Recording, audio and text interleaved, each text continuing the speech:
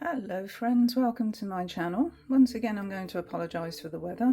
I feel like I always have to apologise for the weather, but it's blowing a gale out there once again, unfortunately, and the light's a bit low, so I'm using artificial light in here, although daylight bulbs, so hopefully it'll be okay.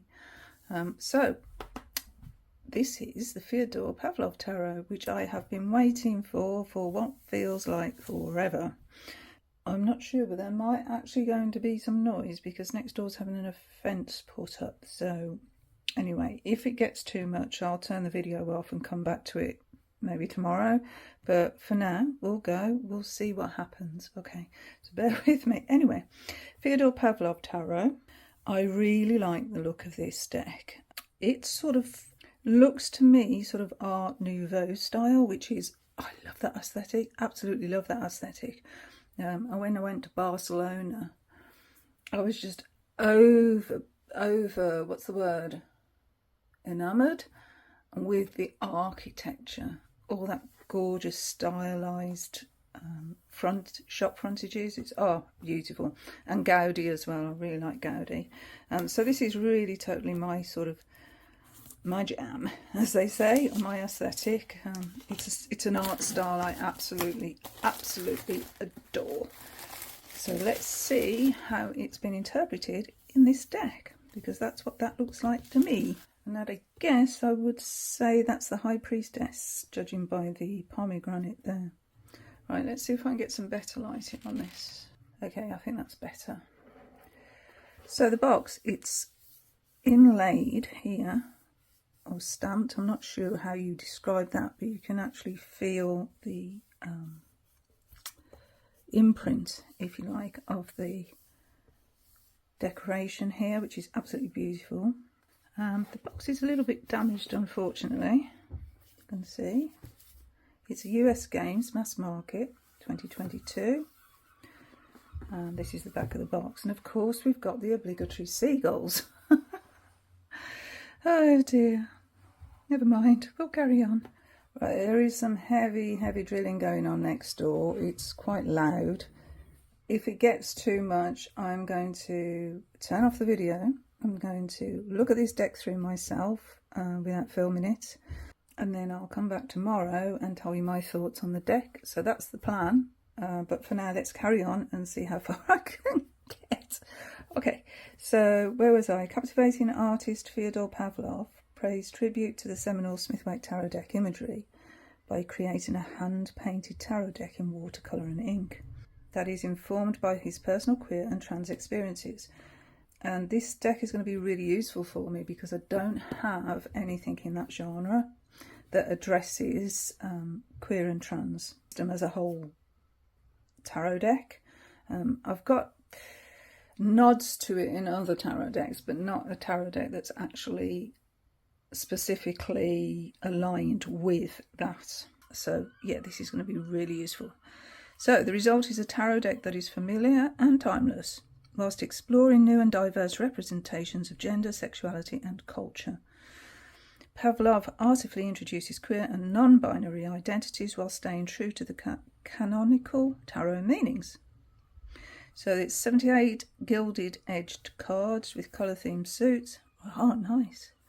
And a 176 page illustrated hardcover book. Now this was a little more expensive than I am used to paying for a mass market deck. And hopefully there's a reason for that. Because it can't just be the beautiful artwork. There must be some, it must be a better production deck, I would imagine. But it is US Games, so for some reason, yes, they're charging more for this deck. I can see little stars in the background here. That's a nice touch. I don't know if you can see them. Possibly not. Yes, there you go. See the little stars in the background. Isn't that nice? Okay. I love this High Priestess. It's beautiful. Okay, put that to one side. So we've got a yellow ribbon here. Goes nicely with my knitted back cloth. And yes, it is a hardback book. Yes, there's nudity. but in an artistic style. Okay, so the sun popped out for a minute there, so we're going to try to do it without artificial lights. See how we go.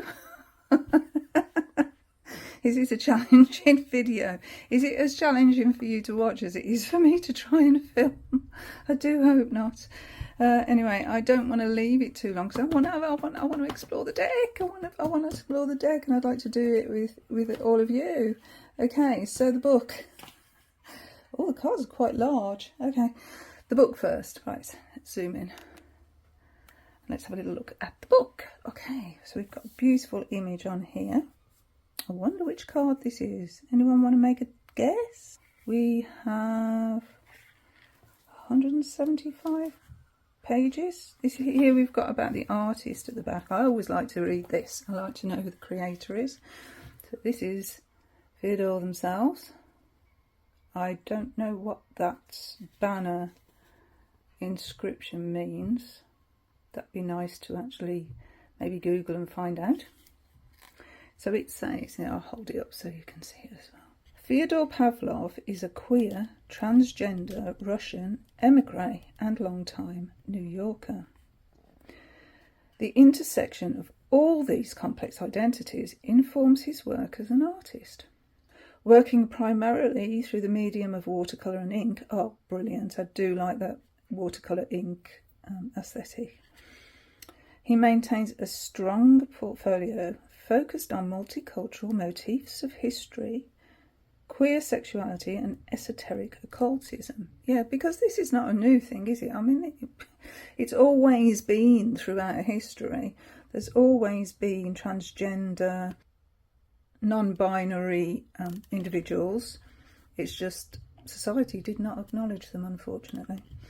His goal, so he calls himself his, he, him, according to this. So we'll go by that. We'll acknowledge that fact that the artist calls himself he, him, his. His goal is to create images that tell stories and contextualise queer identity in a past where it always existed, so yeah, always existed, and reimagine it in a society liberated from suppression.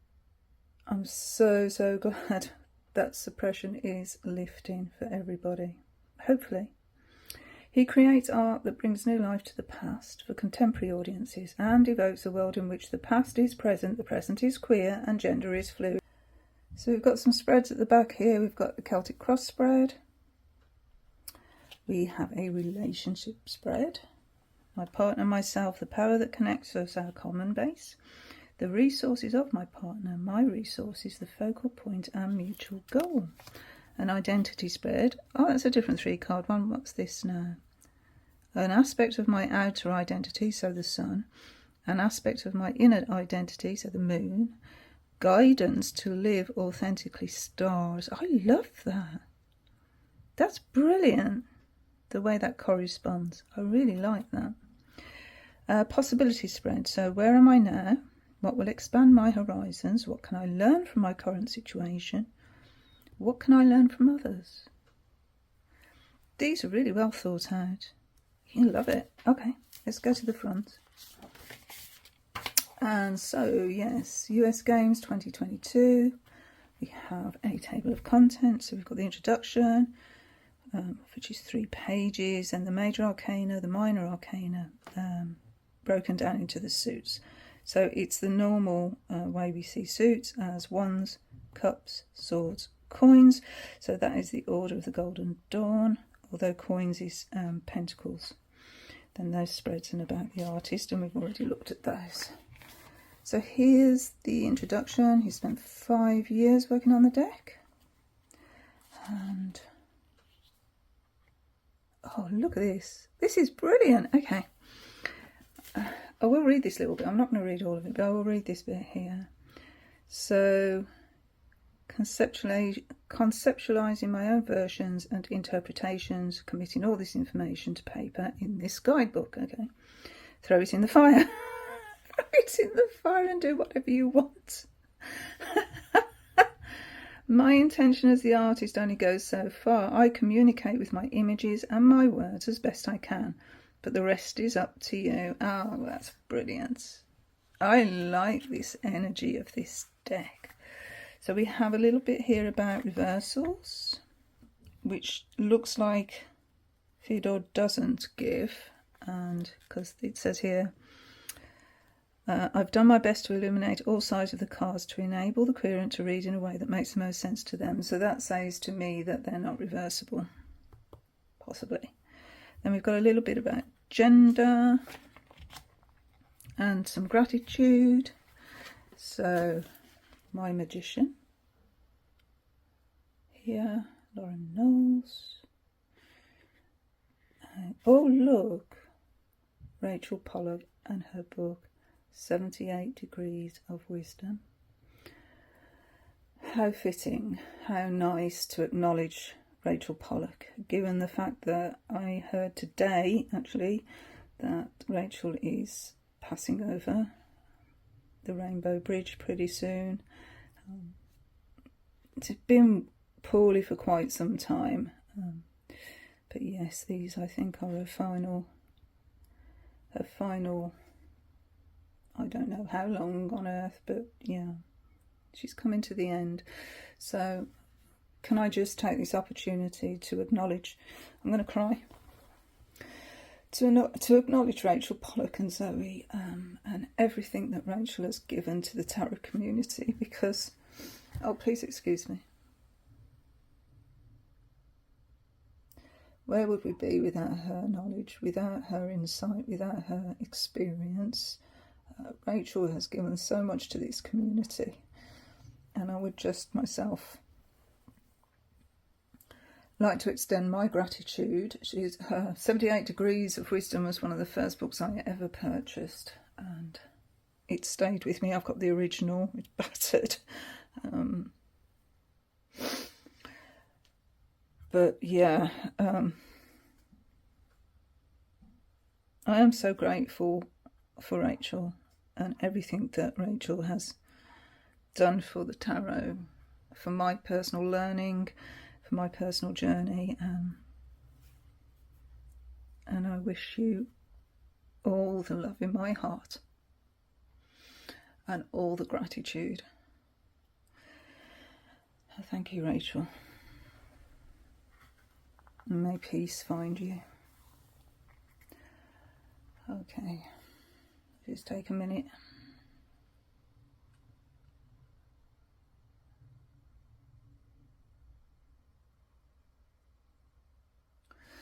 Okay, I'm back. Right, so we start with the major arcana. So we've got a small image of the card and then the write-up. So here we've got about a page and a half for the Fool. We've got a page pretty much for the Hangman, so it's not all the same amount for each card. Like the Judgment has got a page and a half, the World has just got about a page. Then we go to the Minors. Looks like just about as much information, but not. Okay, so the Nine of Cups, we've just got this much, but then the 10, we've got quite a lot more. So obviously Fyodor had a lot more to say about the 10 than about the 9. I've just done my Deacon video on the Nine of Cups, which is why I've just paused here, because I would quite like to see what Fyodor says about it. There we go. A feast. See, I said a party.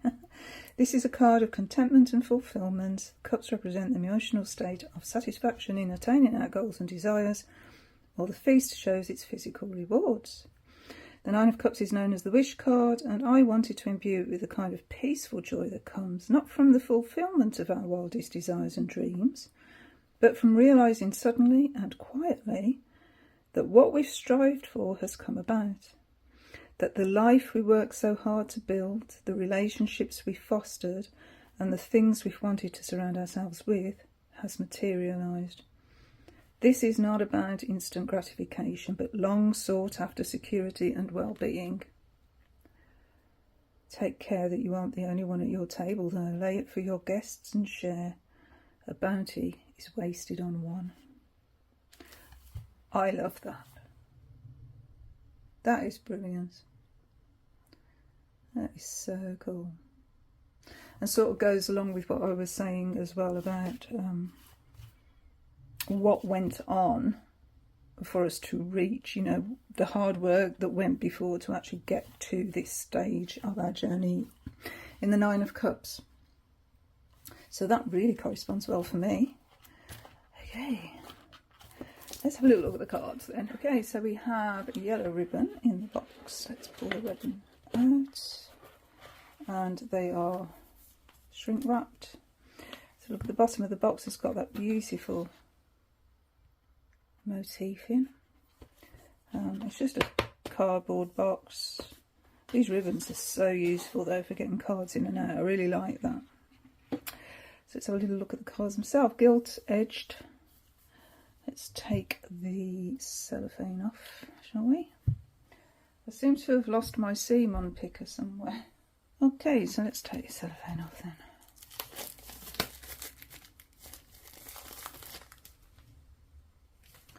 I'll zoom in a bit. It's nice the sun's coming out now. I haven't got to use that horrible artificial light. Okay, so we've got like a star motif on the back, which is, you know, reversible. Now we've got something written here. What's it say? 2022 USGS, so US Games. It's got the same on the other side there. The cardstock's quite thin. That's quite thin. I was expecting a thicker cardstock given the price of the deck. These are gold coloured foil, raised. So that's a little bit worrying there, because I think that's going to chip off, unfortunately. I mean, we know that the gold gilded, you know, coloured edges often chip away. It's quite known to do that. In fact, it already has by the looks of things in places. So already I'm a little bit disappointed here, because, as I said, this is a more expensive deck for mass market. I was definitely expecting thicker cardstock. I mean, this should shuffle nice, but then I think I'm a bit loath to shuffle it because of damaging the cardstock. Well, that's a shame. Okay, and I like the artwork though. Shall we just have a little look at all the artwork? And we'll start with the major arcana and see where we go from there. Alright, so we have a jester figure for the Fool with a black cat instead of a dog, and the background is like a creamy colour, beautiful, and like it said in the guidebook, it's ink and watercolour. The slippers with the pom-poms on. Pretty. And we've got little stars on the backpack, which is a handkerchief. And the sun is actually coming from the other direction here. Normally we have the sun on this side, so that's a little bit different.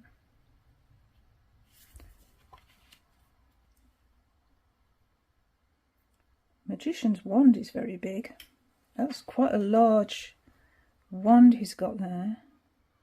I like the stars on the cloak, that's really nice. Okay. Yes, this High Priestess is the picture off the front of the box, as I thought. Beautiful. And again we've got these stars, this motif. So this is the motif that is quite possibly going to feature in every card. I mean, it's on the Fool there. It's on the Magician there, so possibly this might be on all the cards. We shall see, huh? So our High Priestess is raised up. We've got a crescent moon. So I can't see the other phases of the moon. Pomegranate. Oh wow, look at the Empress. Voluptuous. Holding a heart. Whose heart? I love the way it's just splashes of, you know, a splash of one colour. That's nice, I like that. Oh, we've got a Roman emperor and the Aries ram on the breastplate there, and the victory wreath around their hair. So that really is a Roman sort of motif. Hierophant. Interesting lovers where the fluid gender is illustrated here. I mean, I've seen in other decks where instead of like showing it that way, they show it where if you've got alternate cards, so you'll have a card with 2 female presenting figures, and then you'll have an alternate card with 2 male presenting figures, and then another card with 1 male, 1 female presenting figures. But this is the first time I've actually seen this illustrated in this way. The Chariot, I like the sun behind. Normally we get moons for the Chariot because it's Cancer. The moons are here actually. And we get a canopy of stars as well normally for the zodiac, but we have a sun motif. Strength at 8. And instead of a lion, we have the black wolf. Now that is interesting. Yes, often when we talk about depression, it can be represented by the black dog, that shadow that haunts us, that walks by our side, walks next to us. The black dog is always there. And that's what that just reminded me of. And there's real strength there, isn't there, in integrating your shadow, integrating your depression and coming to terms with things. Oh, that's a deep card. That is really deep. Wow. I love it when different decks give me insights like that. It's just brilliant. And we've got a female presenting figure here for the Hermit instead of an old man. And it's going in a different direction as well. It's what I'm used to seeing. A book of knowledge, possibly, or a journal. Oh, I've just noticed that there, look, the bird on the shoulder. And yeah, we've got these stars again. I didn't check actually. Are they on the others? Can't see any on the strength card. No, so they're not going to be on all the cards. Okay. I was just interested to see if that was something that was going to repeat. Wheel. So we have Fortuna there. And Justice. I wonder what this says. Justice, something, something distributes. I don't know. But we've got the pillars here, and we've got the scales and the sword of justice. Beautiful gold sash. And a victory sort of wreath here. A hanged man.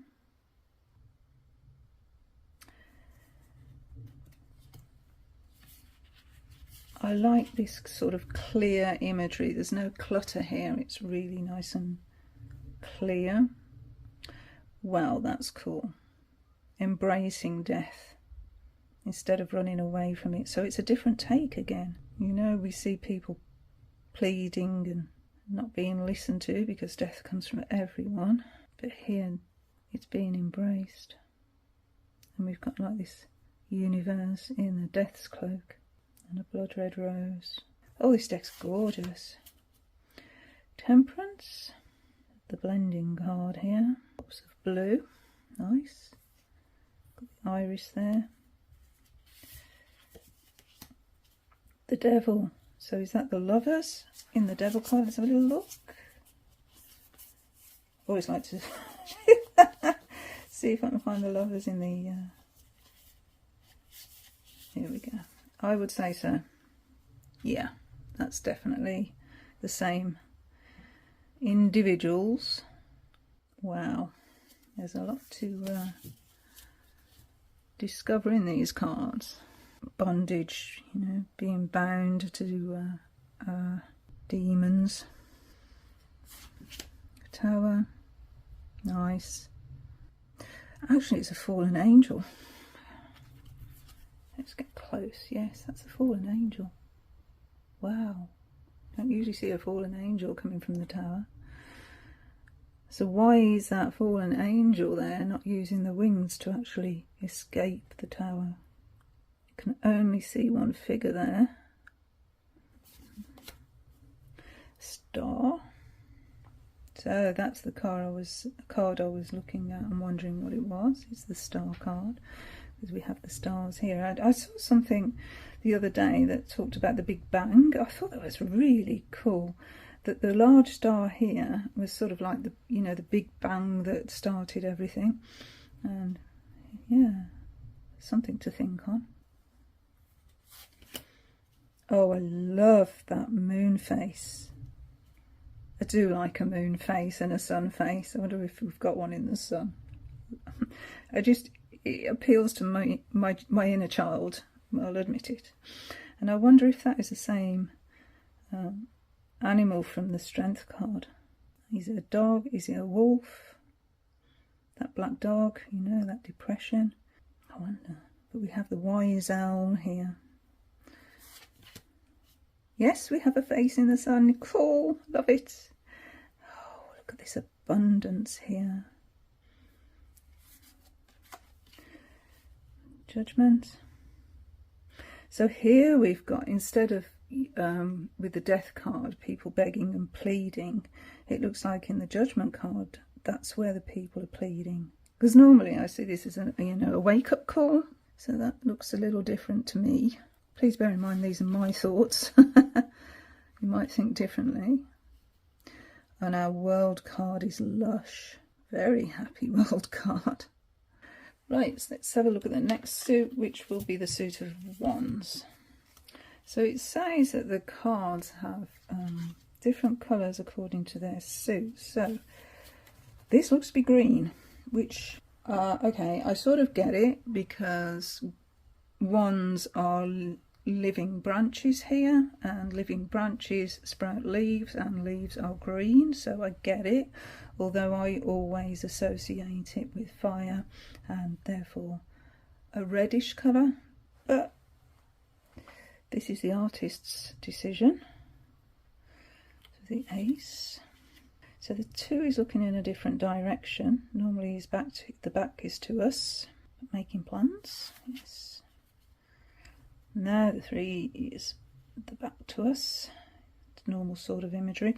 But look, we've got a Roman temple in the background there. So this is very Romanesque deck, isn't it? There's lots of motifs that bring to mind that Roman aesthetic. Green cloak.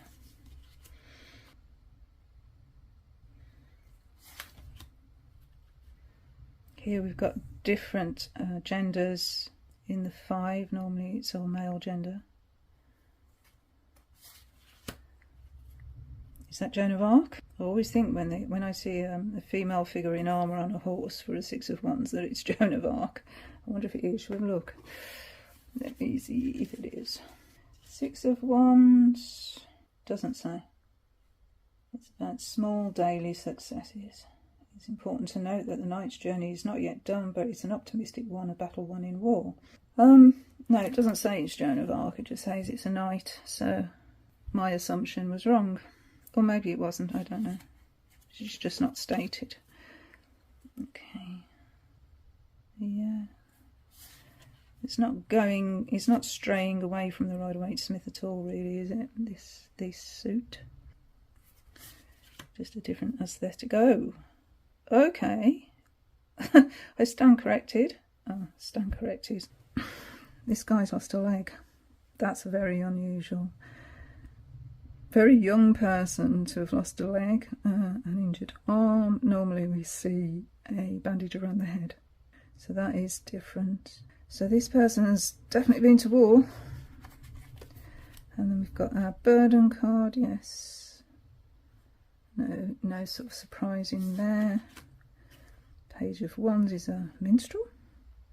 Nice boots. Wow, I like them boots. If that's a wandering minstrel, he's doing really well. Or she, can't tell. But yeah, if that's a wandering minstrel, they're doing really, really well, because those clothes look expensive. And I do like those boots. Okay, Knight of Wands. So we can see the energy there because the wind's blowing the hair, but the energy's coming from behind. So that wind looks like it's coming from behind and driving the knight forward. I like that.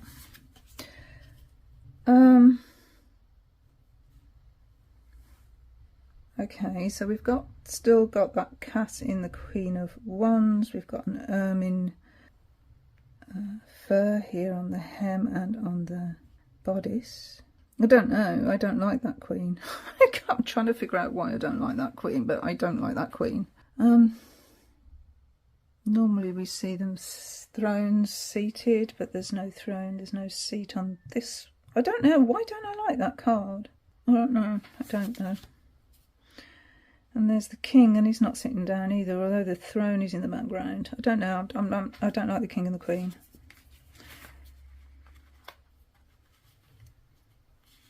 They've got the same material here and here. Yeah, I can't put my finger on why, but I do not like the King and Queen of Wands as they're depicted in that suit. So that's just me. Right, let's look at our cups, see if I fare any better with those. So we've got a blue colour for the cups, so I can go with that, yes. Blue for water. Yeah, blue for water, that makes total sense. Okay. I like this. We've got the moon on this cloak and the sun on this cloak. So different sort of personalities meeting and connecting. I like that. And it looks like they're shaking hands here. I like that connection. And the way the tree's connected as well. Raising a glass. Oh, yes. That's a maypole. Interesting because the maypole itself is a phallic representation, and the maidens are dancing around the phallus whilst they're still virgins. So yeah, I like that take on it. It's a little bit different. Not just three girls having a good time. Okay, yeah. So actually it's a divine presence that's offering the cup to the individual in the Four of Cups here, being ignored. Okay, the 5 here. I love this flowing imagery here. I think that's why I'm not getting on with that King and Queen, because it's sort of not getting that, it's not got that flow that the other cards have. I got a feeling we're looking at the artist here. What do you think? I think that's a self-portrait. Yeah, I do. I think that's a self-portrait. Shall we have a look and see if it's acknowledged? Okay, there's a lot of text on this cup and a lot of introspection. And yes, I'm going to say that is Fyodor. And it's all about the inner child and mothering. It's very, very interesting, actually. I do recommend you read that. I'm not going to here because it's long, but yeah, it's all about the inner child and mothering and caring for your own inner child, and a little bit about Fyodor's own background. So that is Fyodor, the artists themselves. Here we have the wish card. What I call the wish card. Now this is a different feel, isn't it? This is like a Japanese type kimono here.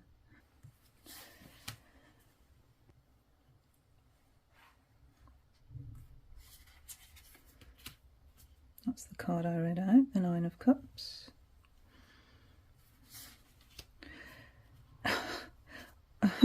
Okay, I think it's Mexican feel, obviously, but immediately makes me think of Frida Kahlo. And Fyodor, being an artist, might be referencing Frida here. I've got to have another little look at the guidebook. Seems to be a lot of different references. No, it doesn't actually say it's Frida, but yeah, it does remind me of Frida Kahlo. This figure here. It could just be me, hey. And we have our Page of Cups. The artist. Nice. I like this card. This is beautiful. A beautiful, beautiful Knight of Cups. I mean, even the horse has got his hooves in the water. They're so part of emotional energy, and you know, the mane is flowing here. Oh, gorgeous. Gorgeous card. Oh, now Queen of Cups is pregnant.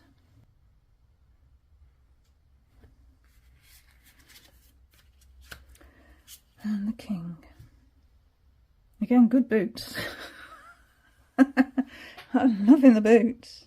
And that belt's something else as well, isn't it? It's quite provocative, I would say. And Fyodor's put this figure of this king on a stage. Okay. Let's have a little look now at the sword suit. And for swords, it's red. Now, why would it be red? Suit of air doesn't bring red to mind. However, a sword draws blood, so perhaps that's the reasoning behind it. Oh, that's different. So the eyes are still covered in the Two of Swords, but the swords are pointing in two different directions. So possibly meaning the decision is in opposite directions, or the decision you need to make will take you in different directions, possibly. And we've got snow here and a crescent moon. So instead of the water we normally see behind the Two of Swords, we have snow. But we've still got the crescent moon. Okay, so nothing really different in the Three of Swords. Still got the rain and the rain clouds. 4. At rest still, but this time outdoors. Still holding on to that sword just in case. Okay, 5. So I wonder if this is a nod to Fyodor's Russian background, possibly. Can't wait to read this guidebook. I think it's going to be so informative. You know, the reasoning, maybe, I hope Fyodor's put it in, you know, the reasoning behind the apparel, the clothing. Finding it quite fascinating.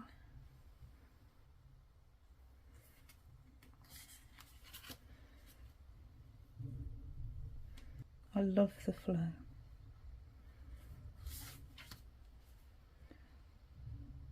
That's nice, I like that. I've got a bolster. Nice card. And then our 10.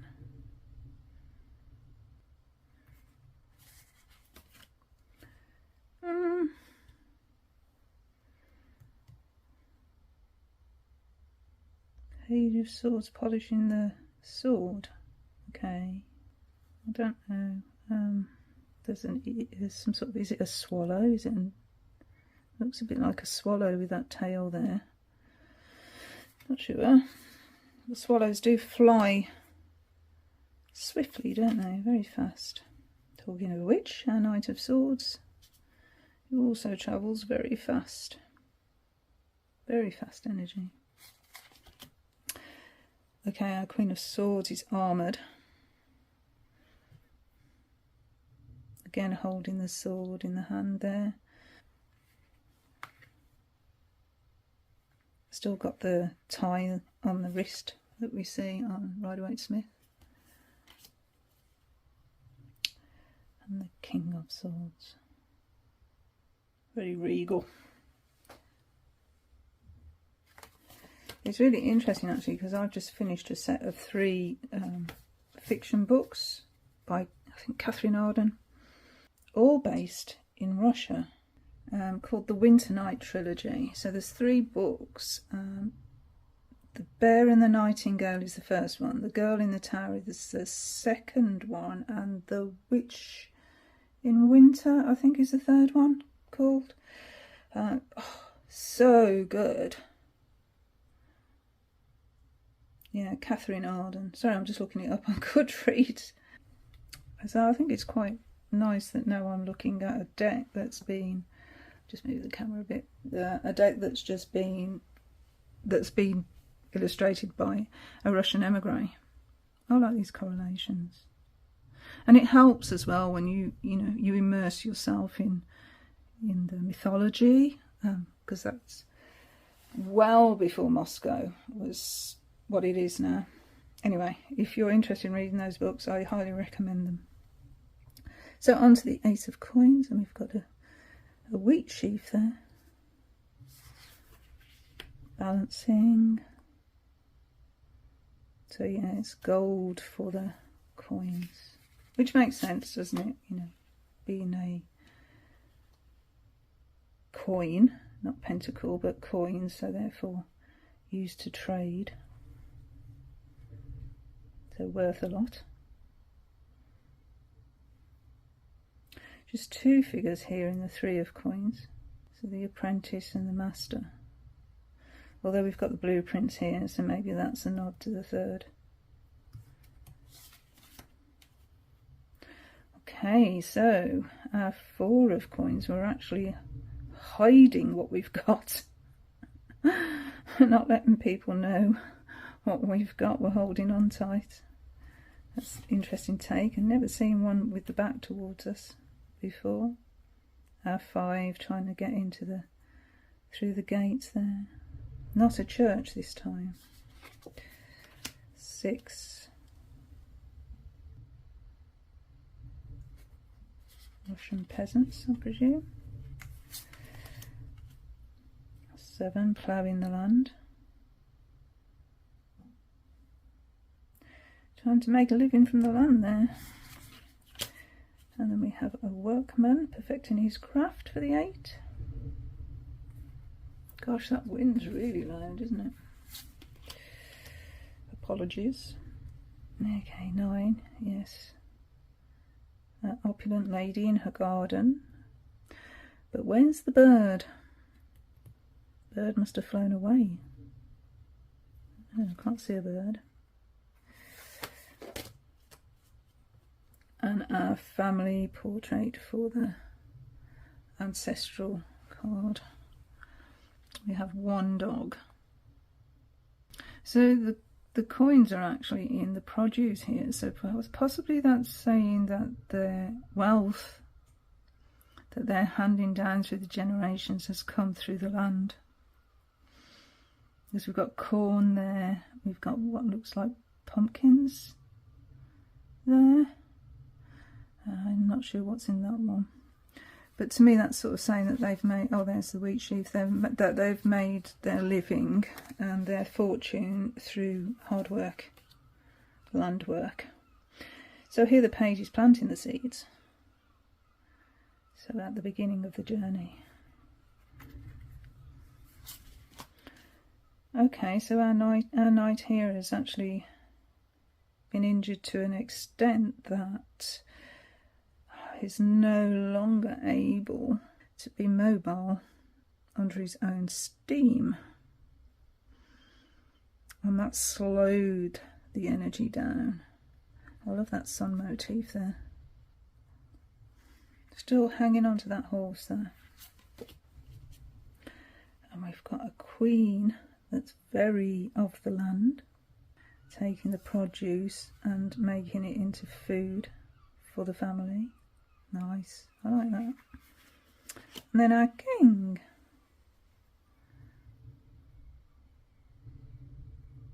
Okay, so those are the cards. What do you think? Is this your sort of style? Is this a deck you'd be interested in? Do you think it's worth the extra money for a mass market deck? For me, the jury's out on that one. Okay, we've got a hardback book, but that doesn't worry me. A softback's just as good, because I think a lot of the time these... Is it glued?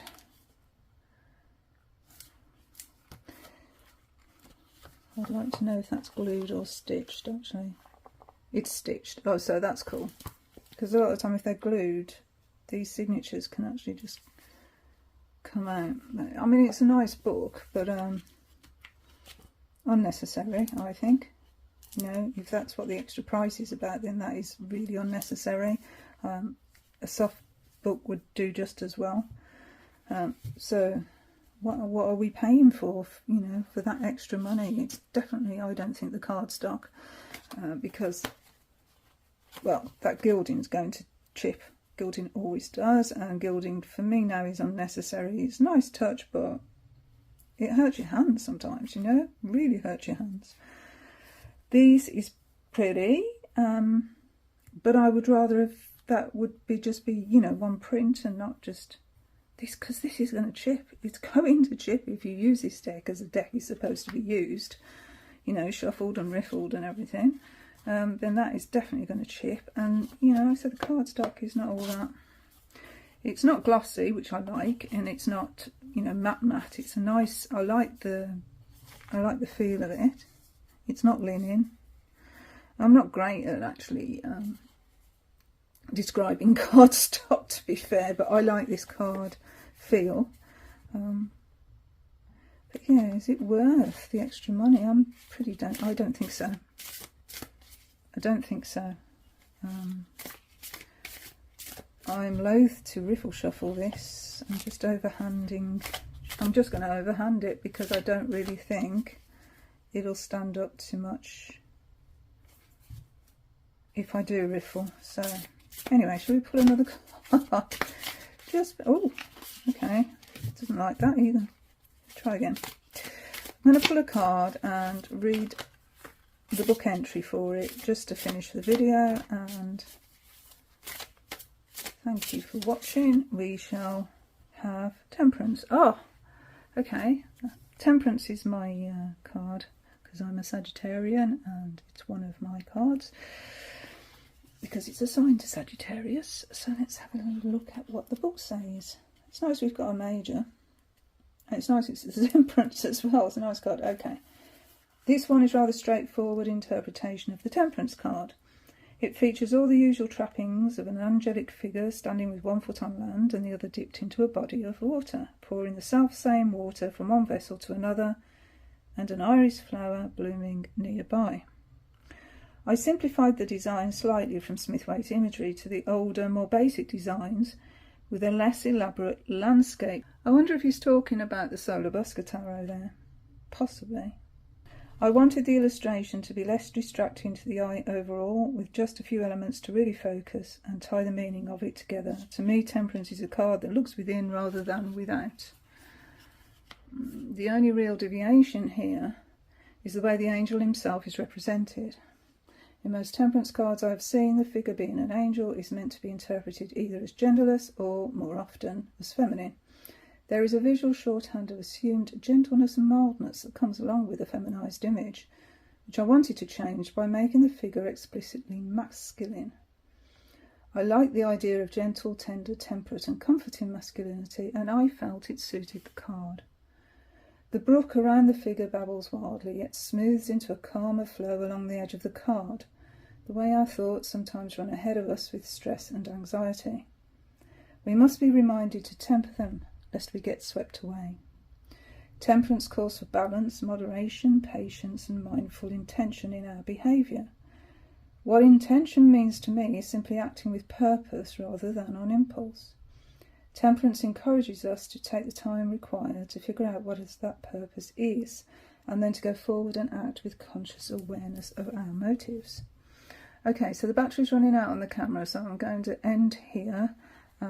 Thank you very, very much for watching, and I hope you enjoyed my video. I hope you enjoy my content, and until the next time, thank you for watching. Okay, bye.